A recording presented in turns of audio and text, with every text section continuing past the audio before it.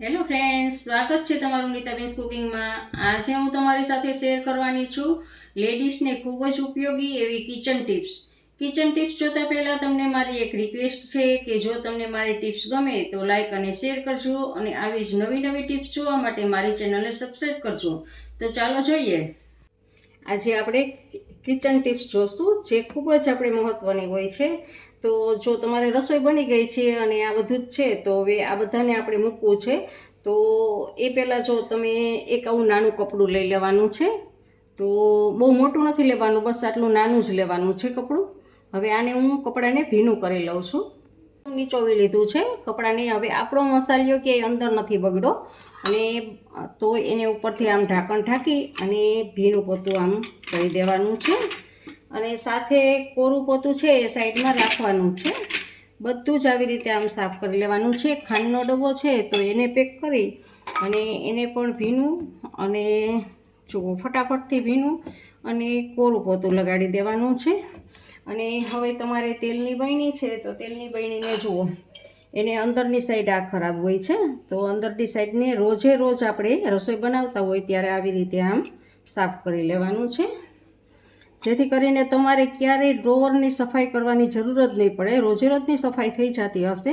અને તો જો અહીંયા કિનારીએ પણ અને હવે સાઈડમાં બધે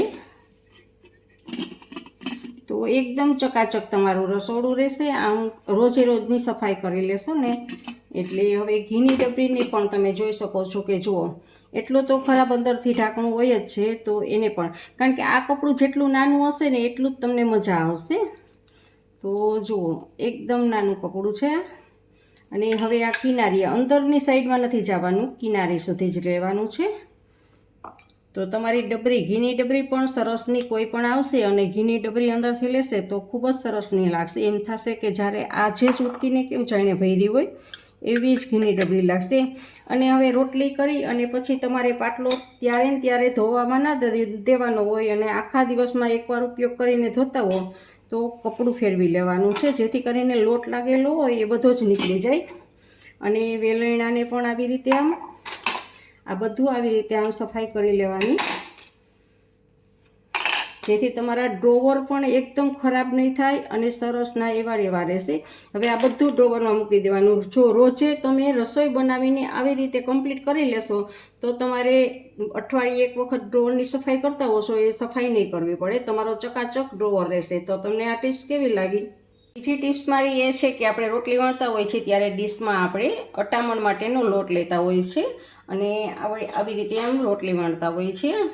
તો રોટલી વણતા હોય છે ત્યારે ફરી પાછું આપણે આમ અટામણ લઈશું એટલે આવી રીતે આમ તો આપણે સાઈડમાં આમાંથી ડીશમાંથી થોડો થોડો લોટ પણ ઢોળાતો હોય છે તો એ ના બને અને હર વખત આ ડીશને પાછું આપણે ડબ્બામાં લોટના ડબ્બામાં ના નાખવી હોય અને રોજે પાછી ના લેવી હોય તો એવું કરવાનું છે કે તમારે એક આવો ડબ્બો લેવાનો છે અને ડબ્બામાં તમારે લોટ રાખવાનો છે અને આમાંથી તમારે અટામણ લેવાનું છે અને આમ અને જ્યારે તમારી રોટલી વણાઈ જાય ત્યારે ડબ્બો પેક કરી દેવાનો છે અને ઉપરથી આમ લૂછી અને ડબ્બાને મૂકી દેવાનો છે।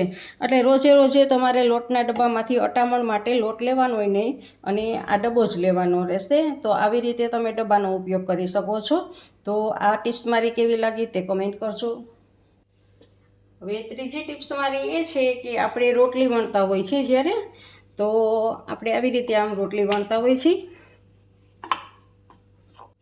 તો જુઓ રોટલી વણતા વણતા આ બધું જ આટલે લોટ બહાર નીકળી ગયો છે અને આપણું પ્લેટફોર્મ કેટલું ખરાબ થાય છે। તો પ્લેટફોર્મ ખરાબ ના થાય એના માટે શું કરવું એ આપણે જોશી।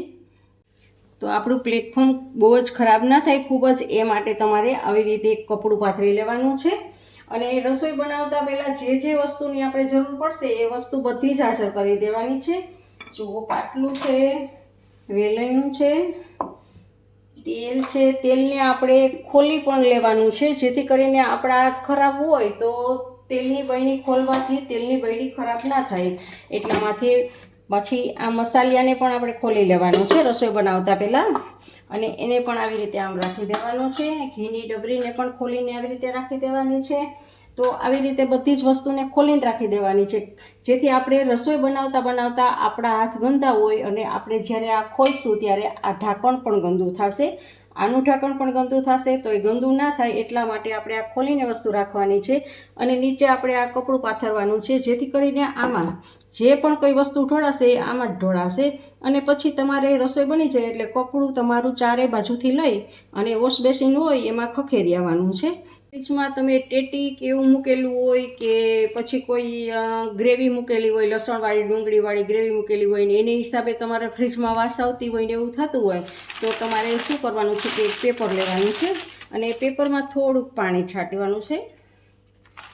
જુઓ, થોડુંક પાણી છાંટી અને પેપરને આવી રીતે આમ ગોટો ફોટો વારવાનો છે અને આને આપણે ફ્રીજમાં, જુઓ હું તમને બતાવું, ફ્રીજમાં આને વાળશું આપણે અને ફ્રીજમાં આપણે સેન્ટરમાં રાખી દઈશું, જેથી કરીને કોઈ પણ આપણે વાસ આવતી હશે તો એ વાસ છે એ આપણી આમાં શોષાઈ જશે, બધી જ આપણે પેપર છે એ શોષી લેશે. આવી રીતે કરી અને તમારે ફ્રીજ બંધ કરી દેવાનું છે અને 7 થી 8 કલાક માટે આમ રાખવાનું છે. તમે ચાહો તો રાતે પણ રાખી શકો છો, આખી રાત રાખી શકો છો. અને જો એ ના કરવું હોય તો બીજો પણ તો ઉપાય છે, તમને બતાવું. બીજો એ ઉપાય છે કે આ કુકિંગ સોડા છે, આપણે એ ભજીયાના સોડા છે એ 2 ચમચી એક વાટકીમાં લેવાના છે અને આ સોડાને તમારે ફ્રીજમાં રાખવાના છે. જો આવી રીતે ફ્રીજમાં આપણે સોડા પણ 1 દિવસ રાખી શકો છો, એને લીધે પણ તમારે ફ્રીજમાં વાસ આવતી હશે તો એ બંધ થઈ જશે. જુઓ, ઉનાળામાં આપણે શાકભાજી લઈ આવ્યા છે તો એને સાચવવું ખૂબ જ મુશ્કેલ હોય છે, થોડોક ટાઈમ થાય છે ત્યાં બગડી જાય છે, પણ ફ્રીજમાં પણ એવું થાય છે. તો તમારે એવું કરવાનું છે કે જો આ મરચાં છે તો એને લાંબો સમય માટે રાખવા માટે ધોઈ અને સારી રીતે આપણે કિચન નેપકિન્સથી લોહી લેવાના છે. અને જો તમારી પાસે કિચન નેપકિન્સ ન હોય તો સારું કપડું, ધોયેલું સ્વચ્છ કપડું હોય એનાથી તમારે કોટનના કપડાથી આવી રીતે લૂછી લેવાના છે બધા જ મરચાંને. અને પાણીનો ભાગ ના રહેવો જોઈએ એ માટે ખાસ ધ્યાન રાખવાનું છે કે પાણી ના રહેવું જોઈએ, તો જ તમારા મરચાં સરસ રહેશે. અને હવે બધા જ મરચાં લૂછાઈ ગયા છે તો એના ડીટાનો ભાગ કાઢવાનો છે, કારણ કે મરચું આપણું આ ડીટાથી જ બગડે છે. આવી રીતે બધા જ ડીટા કાઢી લેવાના છે, આનાથી જ મરચું બગડતું હોય છે. તમે ગમે ત્યારે મરચાંને જોજો અહીંથી જ બગડશે, તો બધા ડીટા આપણે કાઢી લેશું. હવે એક આ પ્લાસ્ટિકનો ડબ્બો કે સ્ટીલનો ડબ્બો કે જે ડબ્બાનો તમે ઉપયોગ કરતા હોય એવી રીતે ડબ્બામાં તમારે ભરી દેવાના છે અને ઉપરથી ટીશ્યુ પેપર લગાડી દેવાનું છે. ટીશ્યુ પેપર છે એ બધો જ પાણીનો ભાગ ભેજ હશે એ શોષી લેશે એટલે તમારા મરચાં બગડશે નહીં. જો તમારી પાસે ટીશ્યુ પેપર ન હોય તો તમે પેપરનો પણ ઉપયોગ કરી શકો છો, તો એ પેપરને પણ રાખી શકો છો. અને આવી રીતે આને ફ્રીજમાં રાખશો તો તમારા લાંબો સમય સુધી મરચાં એવા ને એવા રહેશે. જો તમારું કિચન છે એ તમે એકદમ સ્વચ્છ હાઇજેનિક ઈચ્છતા હો તો એના માટે તમારે એક જ કપડાનો વારે વારે બધી જ જગ્યાએ ઉપયોગ કરવાનો નથી. હાથ લુવામાં, શાકભાજી લુવામાં કે ગેસને કે પ્લેટફોર્મને લુવામાં એકને એક કપડાનો ઉપયોગ નથી કરવાનો, એમાં તમારે ઘણા બધા કપડાં અલગ અલગ રાખવાના હોય છે. અને જો પેલું તો મેં તમને બતાવી દીધું કે પ્લેટફોર્મ ના બગડે એના માટે હું આ કપડું પાથરું છું. તો આવી રીતે ઓછાળનો કટકો હોય છે એ તમારે કટકો કરી લેવાનો અને 2 વડો રાખી અને આવી રીતે પાથરી દેવાનું હોય છે. તો પેલું કપડું આ થયું અને આ બીજું છે આપણે મસોતું કહીએ છીએ, કોઈ પણ જૂના ટી શર્ટ કે હોય એનું કપડું ઈવડું તમારે લેવાનું છે. આ તમારે ગેસ સાફ કરવાનો છે આનાથી, અને પ્લેટફોર્મ સાફ કરવા માટેનું આ કપડું છે. આનાથી તમારે ગેસને પ્લેટફોર્મ સાફ કરવાનું છે. અને જે આપણે નેપકિન કાઢી નાખેલા હોય છે એ નેપકિન હોય છે એ તમારે હાથ લુવા માટે, કિચનમાં જ્યારે તમે રસોઈ બનાવતા હોય ને ત્યારે જરૂર પડી હાથ લુવાની, તો એના માટે આ જૂનું નેપકિન હોય છે એ નેપકિનનો ઉપયોગ કરવાનો હોય છે. અને જ્યારે ફ્રૂટ કે કાંઈ શાકભાજી કે આપણે આવે અને એને ધોઈને પછી લૂછવા હોય તો એ લૂછવા માટે આ કિચન નેપકિનનો ઉપયોગ કરવાનો છે. અને જ્યારે તમારે વાસણ લૂછવાનું આવે છે ત્યારે કોટનની જરૂર પડે છે. તો તમારા ડ્રેસ તૂટી ગયા હોય છે અને ડ્રેસની ચૂંદડી એવી ને એવી હોય છે, કોટનની ચૂંદડી હોય છે, તો એ ચૂંદડીનો ઉપયોગ કરવાનો છે અને વાસણ લૂછવા માટે ઉપયોગ કરવાનો છે.